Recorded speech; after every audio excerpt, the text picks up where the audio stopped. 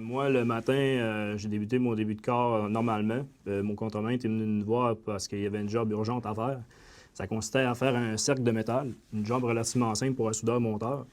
Fait que je commence à fabriquer la pièce. Je suis en train d'opérer l'équipement, la machine. Fait que là, je réalise que à la fin du cerclage, l'axe était dérivé un peu, donc j'ai voulu intervenir. Ce que j'ai fait, j'ai pas peur de le dire, j'ai voulu faire un coup vite. J'étais allé prendre la pièce pour pouvoir la retirer, pour pouvoir la redresser, durant que la machine était en fonction. À ce moment-là, le cercle, quand on se refermait sur lui-même, ben, ça a provoqué un coincement de ma main entre les deux arêtes. Ben, quand la machine s'est arrêtée, j'étais vraiment coincé là, à zéro. Il n'y avait aucun épaissement là, entre les rouleaux. Fait que j'avais la main compressée. Quand j'ai vu l'état de ma main, j'ai compris une chose. J'ai compris que ma vie allait changer à jamais.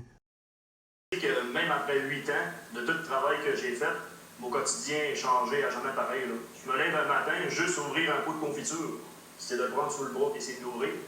Ensuite, j'essaie de mettre mes bottes, mais c'est sûr qu'il faut faire la boucle, fait que ça c'est plus difficile.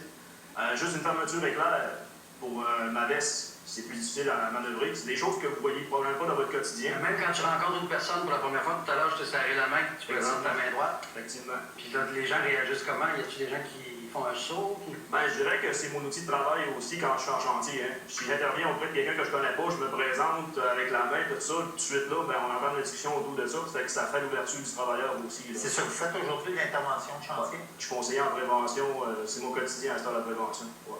C'est rendu une valeur, puis c'est plus qu'un travail. C'est une cause. Hein. C'est un enjeu de société.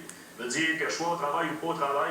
Même devant ma maison, je voyais des travaux qui n'étaient pas conformes, des travaux en tranchée. J'ai intervenu auprès du contremaître, puis il devait se demander c'est qui ce monsieur-là. Mais pour moi, je ne peux pas me permettre qu'un travailleur risque d'être enseveli devant mes yeux. Je ne peux pas accepter ça. Fait qu'il faut toujours intervenir. Puis même si je vois un travailleur en hauteur, c'est plus qu'un travailleur que je vois. C'est sa famille, sa femme, ses enfants. Est-ce qu'on pourrait permettre qu'une famille tombe? Non. C'est pas juste le travailleur. C'est tout l'ensemble qu'il faut penser aussi. Fait qu'il faut avoir le courage d'intervenir. Parce que imaginez s'il y a quelque chose qui se produit, on serait tous responsables de ça. Je suis très content d'être parmi vous aujourd'hui pour vous partager ma valeur de la prévention, ma valeur de la santé et sécurité.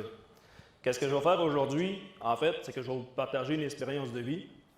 Pour ceux qui ne le savent pas, en fait, j'ai subi l'amputation des 5 doigts de la main dominante. Comment ça a survenu? C'est par mutilation avec une machine. À ce moment-là, je savais qu'une machine, ça pouvait mutiler des doigts. Ce que j'avais un peu moins anticipé, c'est que ça mutile aussi des rêves, ça mutile des passions, ça mutile des loisirs, ça mutile la qualité de vie. Fait qu'évidemment, aujourd'hui, je veux vous partager les leçons à Brise, parce que dans le fond, on est tous des leaders, puis on porte toute la flamme de la santé et sécurité.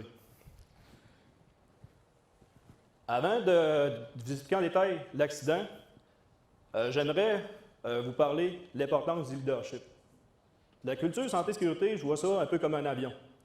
Oui, il y a les moteurs haute fiabilité, mais également la performance humaine des pilotes.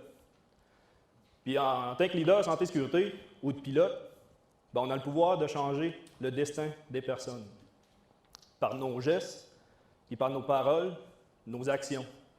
Juste d'être exemplaire, ça a une influence sur une culture de santé-sécurité.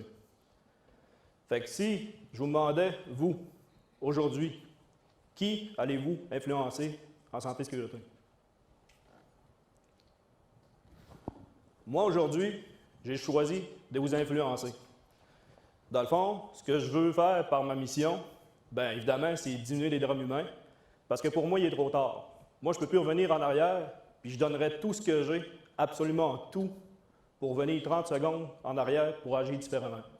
Malheureusement, c'est comme une condamnation à vie, c'est impossible pour moi. Fait que mon objectif, c'est de partager mon expérience puis les leçons que j'ai apprises.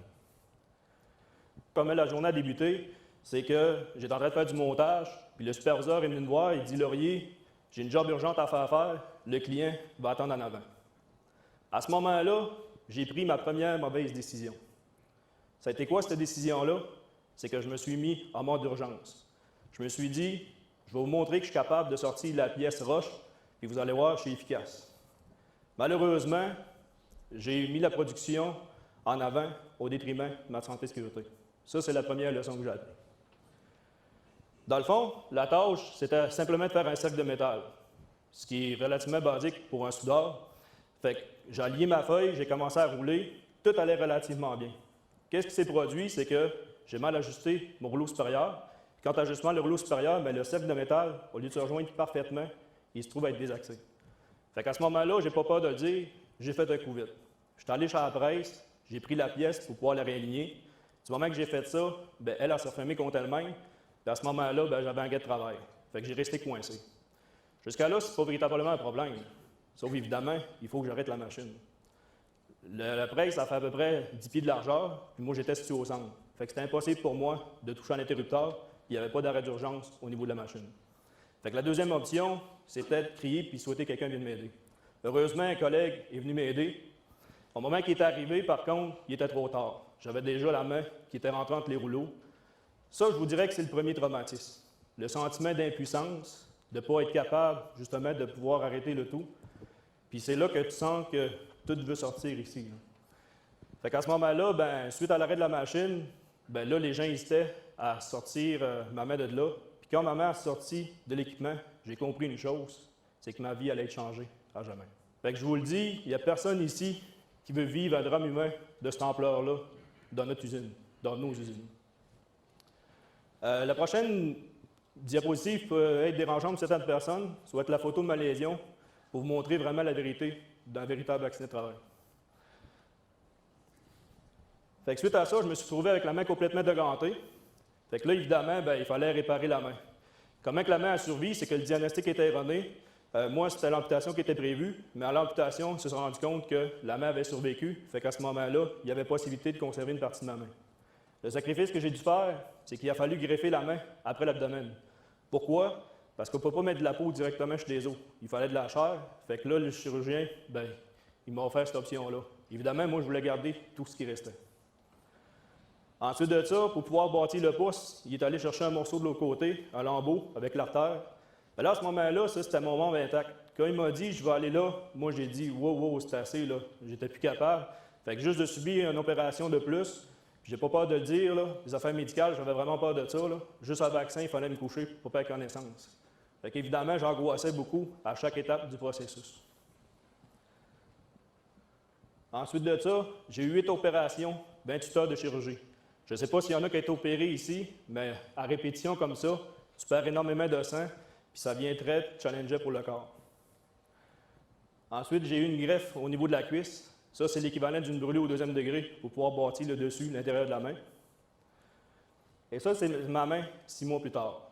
J'ai-tu besoin de vous dire que ma patience, ma persévérance, ma tolérance, je l'avais toute laissée à l'hôpital. Puis souffrir pendant 6 mois, là, bien là, c'est plus juste la douleur. La douleur, elle s'installe ici. C'est pratiquement la dépression qui vous guette. Là, vous avez parlé de l'aspect physique, mais où est-ce que ça fait le plus mal, l'accident? C'est pas à la main. C'est ici, puis c'est là. Puis, évidemment, j'aurais pu éviter cela par la prévention. Fait que dans le fond, qu'est-ce que j'ai appris? C'est que j'ai fait un coup vite qui va me ralentir pour le reste de mes jours. Évidemment, les raccourcis, la pression de la production, c'est quelque chose qui est naturel, mais il ne faut pas se laisser envahir par cela. Puis évidemment, bien, il faut essayer d'être modérateur aussi auprès des gens qu'on peut influencer. Puis évidemment, bien, un accident au travail, c'est beaucoup plus qu'un accident. C'est un accident de vie. Il peut vous arriver bien des drames dans une vie. Vous passez au feu, vous avez quand même le choix de vous bâtir. Vous divorcez, vous pouvez vous mettre en couple. Vous brisez votre voiture, vous allez en racheter un autre. Puis un accident comme ça, on ne peut pas se racheter. Fait qu'évidemment, bien, je vous invite à prendre soin de vous, puis à surtout à prendre soin des autres. Quand tu te ramasses à ce niveau-là, là, tu as perdu plus que des doigts. Tu as perdu ta dignité, tu as perdu ton identité. Tu ne peux plus être soudeur. Je me dis, c'est la virilité aussi. J'ai eu une dure période, mais elle m'a amené à croire en moi-même. Puis je suis allé à un endroit que je pensais jamais aller un jour, à l'université. Fait que j'ai complété un baccalauréat en gestion de ressources humaines et santé-sécurité. Ça, toujours dans le but de pouvoir aider les autres. Je sais que moi, il est trop tard, mais je voudrais que personne vive ce que j'ai vécu. C'est pas normal. Je crois qu'on travaille pour avoir du plaisir dans la vie. L'événement commence 2 mois environ avant le jour que ça s'est produit. C'est que j'étais en train d'opérer l'équipement avec un collègue, puis j'ai identifié le danger. Je me suis dit, sais-tu que si quelqu'un se coincerait la main dedans, il serait vraiment mal pris. À ce moment-là, bien, la discussion s'est arrêtée autour de la machine. Bon, on sait qu'en prévention, c'est beaucoup plus qu'une intention ou une discussion, c'est une action. Puis l'action que j'ai pas fait, mais c'est aviser mon employeur pour qu'on puisse trouver en équipe une mesure corrective qui aurait été temporaire, puis ensuite une permanente pour pouvoir utiliser l'équipement en sécurité. Fait que la remontée de l'information, les situations dangereuses à son employeur, c'est très important parce que ce jour-là, si j'avais fait cette action-là, peut-être qu'aujourd'hui, je ne serais pas en train de témoigner de l'amputation de mes 5 doigts de la main dominante, dans le fond.